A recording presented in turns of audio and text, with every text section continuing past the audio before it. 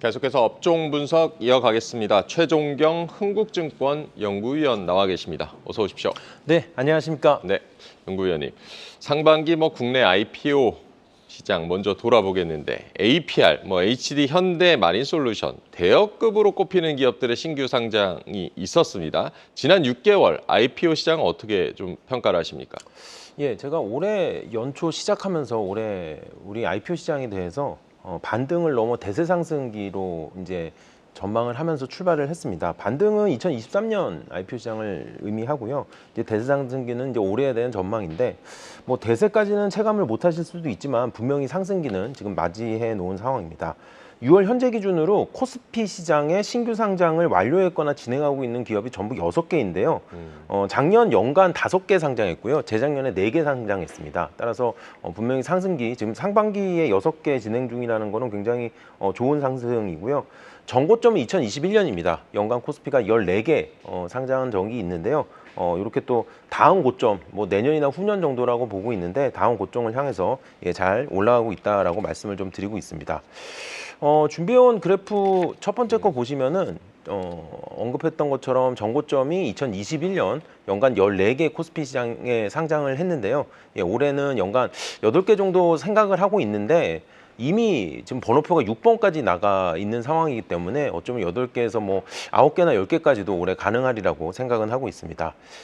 코스닥 시장 같은 경우는 이렇게 코스피보다는 이게 좀 사이클이 보이진 않고요. 이게 이제 보시는 것처럼 계단식으로 계속 물량이 증가하고 있습니다. 이 코스닥 시장 같은 경우는 그 특례 상장 물량이 계속 비중이 늘어나면서 이렇게 좀 높낮이 없이 계속 좀 올라가고 있는 상황입니다. 아무래도 코스피 시장에 이제 어떤 기업이 올라오고 있는지가 좀 중요하기 때문에 지금 현재 보시면은 올해 첫 번째는 이제 APR이 상장이 됐고요. 두 번째는 HD 현대마린솔루션이 상장이 이제 5월에 됐고요. 오늘까지 시프트업이 기관 수요 예측을 해서 7월 11일 신규 상장 일자를 받아놓은 상황입니다. 그 다음은 산일전기인데요. 그렇지 않아도 최근에 전력 설비에 대해서 관심도 높은 상황에서 요 국내 변압기 굉장히 잘하는 산일전기가 7월에 수요 예측을 지금 예정하고 있는 상황입니다. 전진건설로봇은 심사 승인까지 나와 있는 거고요. 그다음에 아무래도 또 개인 투자자분들 관심이 높은 더본코리아가 청구서를 접수해 놓은 상황이어서 현재 접수표는 6번까지 나가 있고요. 또 하나 최근 뉴스에 따르면은 K뱅크의 청구서 접수도 곧 이루어질 거라고 지금 예상되고 있는 상황입니다.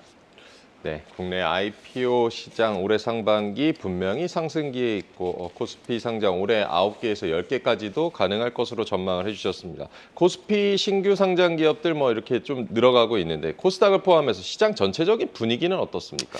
예, 이 분위기는 당연히 제가 좋다고 말씀을 좀 드리고 있는데요. 준비해온 그래프 보면서 좀 설명을 드리도록 하겠습니다. 이런 중요한 그래프 2개를 가지고 왔는데 처음에는 요거는 이제 수요 예측하는 분위기입니다. 월별로 이제 보시는 막대 그래프는 과거의 평균치이고요. 빨간색으로 네모나게 점찍혀 있는 게 2024년 데이터인데 시청자분들도 한눈에 보시기에 2024년 데이터가 평균치에 유사하거나 지금 위에서 놀고 있는 게 한눈에 보이시잖아요. 네. 그만큼 올해 IPO 시장의 분위기가 굉장히 좋다는 거고요. 제가 오늘 여기 좀 강조하고 싶은 그래프가 다음 그래프입니다. 보시면은 요거는 청구서를 접수하는 기업의 추이입니다. 데이터 값은 비슷합니다.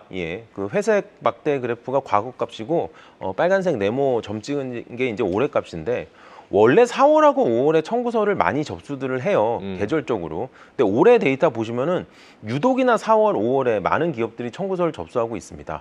그 IPO를 위해서 청구서를 접수한다는 거는 IPO 단계에서 가장 첫 번째 단추에 해당이 되거든요. 네. 그러니까 씨앗을 뿌리는 개념이죠. 이렇게 씨를 현재 많이 뿌려 놓는다는 얘기는 이제 점점 풍년이 다가오고 있다는 징조라고 말씀드릴 수 있습니다. 그래서 제가 오늘 서두에도 말씀을 드렸는데요.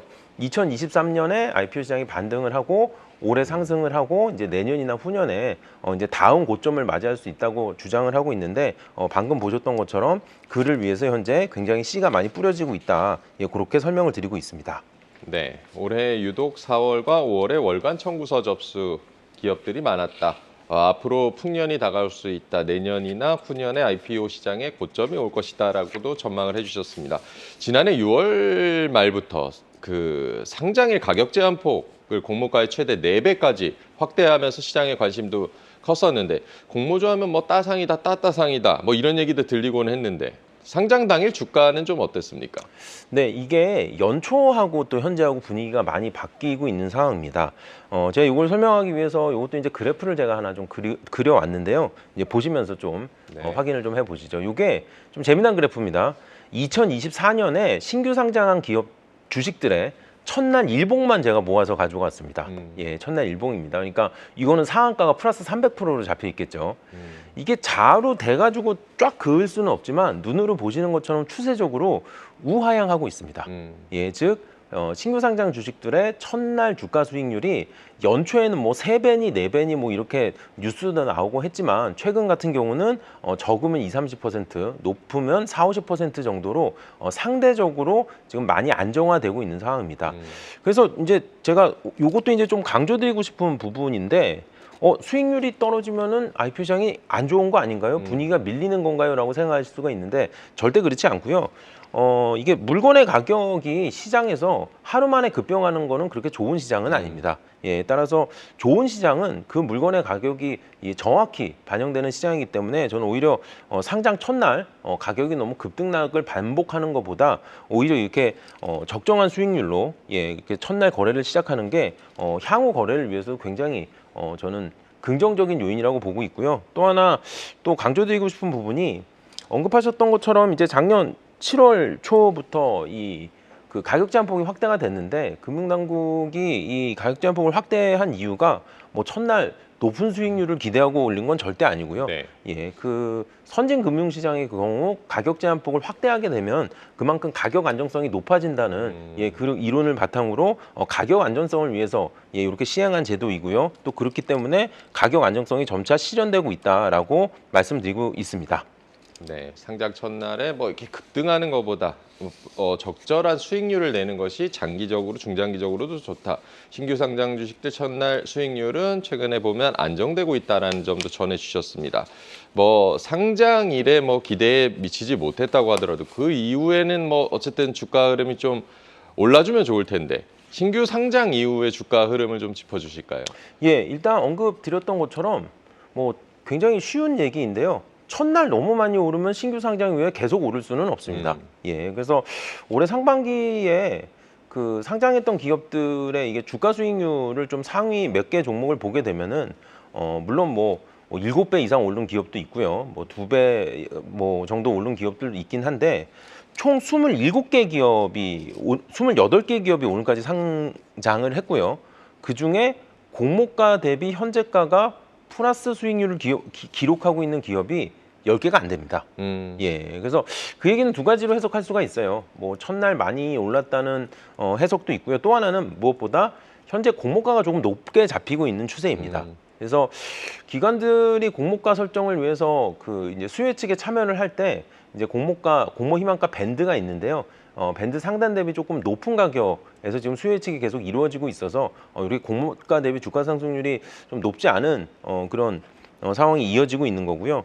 또 하나 시청자분들한테 좀 강조드리고 싶은 부분이 지금 오늘 몇 번 강조를 드렸던 부분이긴 하지만 그 신규 상장일에 기록했던 종가가 그대로 지키고 있는 종목들은 채 5개가 안 됩니다. 예, 그러니까 첫날 그만큼 변동성이 높다는 얘기죠. 저는 그래서 항상 그 이 신규 상장주에 대해서 이제 공모가에 청약에 참여하시는 거에 대해서는 적극 추천을 좀 드리는 편이고요. 예, 첫날 변동성 높은 가격을 쫓아가는 거에 대해서는 좀 항상 주의를 하자라고 말씀을 드리고 있는 상황입니다. 올해 전체적으로 수익률을 추세를 좀 짚어보면은 그 평균 주가 수익률 그래프를 확인하시면 좋은데요. 2년에 저점을 잡았었습니다. 예, 2022년에는 공모주에 투자하는 수익률이 굉장히 안 좋았어요. 그래프 보시는 것처럼. 그러다가 작년에 반등을 했고요. 올해 같은 경우에 뭐 좋다 나쁘다 얘기는 있지만 작년과 유사한 수익률이 지속되고 있는 상황입니다. 사실 수익률에 대해서는 올해 조금 더 기대가 높았었는데 최근에 공모가가 좀 높게 잡히면서 전반적으로 수익률 분위기는 작년과 비슷한 분위기를 유지하고 있습니다. 네, 상반기 뭐 28개 기업 상장 중에서 신규 상장일 종가를 지키고 있는 기업이 5개도 되지 않는다. 그리고 신규 상장 기업의 평균 주가 수익률 2022년 저점으로 개선 추세에 있다는 점까지 전해주셨습니다. 주가 변동성이 높아서 좀 위험하다는 얘기도 나오는데 스펙 주식 투자하시는 분들도 늘고 있는데 스펙 시장은 현재 어떤 상황입니까? 이 스펙 시장이 우리나라가 지금 16년 차, 17년 차를 맞이했습니다. 어느 정도 성숙기에 접어들었다고 보고 있고요. 이제 스펙 시장은 두 가지 시장으로 나눠보는 게 맞습니다. 이제 스펙 자체가 상장하는 시장이 있고요. 이미 상장되어 있는 스펙과 합병하는 그 합병 시장이 있습니다. 양쪽 모두 말씀을 드리면은 스펙 자체의 상장은 상반기까지 23개의 상장이 완료가 됐어요. 그리고 추가적으로 9개가 또 진행이 되고 있는데 사실 작년에 연간 37개가 상장을 했기 때문에 상반기 성적으로는 굉장히 좋습니다. 예, 그리고 합병 같은 경우도 작년에 18개가 성공을 했는데요. 현재 그 번호표가 22번, 23번까지 나가 있는 걸로 알고 있습니다. 예, 따라서 올해 스펙하고 스펙 신규 합병 상장 굉장히 분위기는 좋은 건 맞는데 다시 한번 강조드리지만 오히려 스펙 같은 경우는 가격 변동성이 더 높게 나오고 있어요. 예, 그래서 이것도 투자자분들이 주의하시면 좋을 것 같고요. 제가 스펙 시장에 대해서는 꼭 당부드리고 싶은 말씀은 스펙은 상장하자마자 합병이 이루어지진 않습니다. 예, 일반적으로 스펙이 상장하고 한 1년에서 특히 2년 차에 합병 공시가 많이 나타나기 때문에 너무 스펙 상장하는 첫날부터 이렇게 좀 그 높은 주가 변동성에 이렇게 좀 휩쓸리지 않으시기를 이렇게 좀 권고드리고 있습니다. 네. 스펙 상장 첫날부터 너무 그 수익률에 집착하지 마라. 스펙 분위기 좋지만 가격 변동성에는 유의해야 된다라고 조언도 해주셨습니다. 한때 뭐 두산 로보틱스부터 로봇주들 상장 관심도 좀 시장에서 컸었는데 연구위원회께서는 IPO 시장에서 로봇 산업이 좀 유망하다고 보셨던데 지금 현황은 어떻습니까? 굉장히 좋은 상황이고요. 예, 이 흐름이 조금 더 이어질 거라고 보고 있습니다. 얘기가 나온 김에 올해 잠깐 정리를 해드리도록 하겠습니다. 상반기에 KNR 시스템하고 엔젤 로보틱스의 신규 상장이 완료가 됐고요. 오늘 날짜로 하이젠 RNM이 상장을 했습니다. 그 다음에 PNS 미케닉스의 7월 수요 예측과 청약이 지금 예정되어 있는 상황이고요. 청구서 접수 단계에 있는 기업들까지 펼쳐보면은 굉장히 많은 기업들이 지금 준비를 하고 있어요. 시스콘 로보틱스, 시메스, 클로봇 같은 기업들이 현재 대기를 하고 있고요. 그 다음에 지난 6월 둘째 주 금요일이 저희 코스피 200 종목 변경일이었잖아요. 당시에 작년에 상장했던 두산 로보틱스가 코스피 200에 또 한 자리를 또 차지하고 편입된 지금 상황입니다. 두산 로보틱스가 코스피 200에 편입됐다는 소식까지 전해주셨고 이제 하반기 시작하고 대여급으로 꼽히는 시프트업 상장 일정이 좀 미뤄지기는 했지만 이제 임박했습니다. 6만 원으로 상장할 때 시총이 크래프톤, 넷마블, NC소프트에 이어서 국내 게임 상장사 4위 규모인데 전망 어떻게 보십니까? 일단 시프트업 같은 경우는 그 모바일 게임과 콘솔 게임을 지금 운영을 하고 있습니다. 대표작으로는 승리의 여신 니케가 있고요. 그 다음에 이제 올해 4월에 그 출시된 콘솔 게임 스텔라 블레이드가 있습니다. 시청자분들이 이 시프트업에 대해서 볼 때는 이 국내 게임 산업의 한 번의 전환점이라고 저는 설명을 드리고 있어요. 뭐냐면 시프트업 같은 경우는 굉장히 그 수요층이 집중돼 있는 그런 게임들이 많습니다. 저희가 이제 매니아층이 두텁다고 그렇게 좀 설명을 드리고 있고요. 과거의 게임사들 같은 경우는 수백억의 개발비를 들여서 또 높은 또 마케팅비를 사용해서 이렇게 또 마케팅을 하고 그렇게 운영을 했다면 시프트업 같은 경우는 명확한 그 수요층을 위한 개발을 진행하고 또 그 수요층을 위한 마케팅을 진행한다는 게 굉장히 장점입니다. 이제 그러다 보니까 또 굉장히 높은 그 이익률로 이어지고 있는 상황이고요. 시프트업의 이번 4월에 출시된 그 스텔라 블레이드 같은 경우는 향후에 뭐 확장판의 추가라든지 뭐 PC 버전의 추가라든지 충분히 확장 가능성이 남아있는 게임이기 때문에 상장 이후에도 시장에서 많은 좀 관심을 가지시면 좀 좋은 기업이다라고 설명드리고 있습니다. 네, 시프트업 몸값이 3조 원 이상이 될 것이다 뭐 이렇게 전망이 나오는데 국내 게임 산업의 전환점이 될 것이다라고도 연구위원님께서는 짚어주셨습니다. 시프트업까지 좀 알아봤고 이 밖에 좀 뭐 앞으로 상장이 좀 기대되는 기업이 있다면 좀 꼽아주실까요? 일단 제가 아까도 한번 언급을 했지만 그 K뱅크의 증권 청구서가 조만간 접수가 될 것 같습니다. 네. 그다음에 또 시장에서 생각하고 계시는 LG CNS라든지 뭐 DN솔루션즈, 뭐 비바 리퍼블리카 등등의 상장이 뭐 다 올해 이루어지진 않겠지만 올해에서 내년 그리고 후년까지 좀 이루어질 거라고 보고 있고요.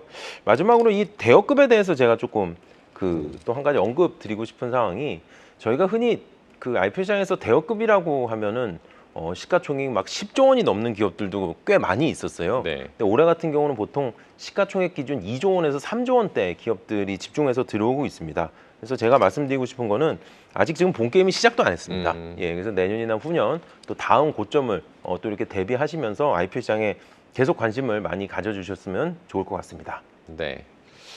앞으로 상장이 기대되는 기업들 K뱅크, LGCNS, DN솔루션스, 비바퍼블리카 등을 꼽아주셨고 올해부터 내년 후년까지 이제 상장이 이뤄질 것이고 본 게임은 아직 시작도 안 했다. 앞으로가 긍정적이다는 점까지 짚어주셨습니다. 오늘 흥국증권의 최종경 연구위원과 얘기 나눠봤습니다. 고맙습니다. 네, 감사합니다.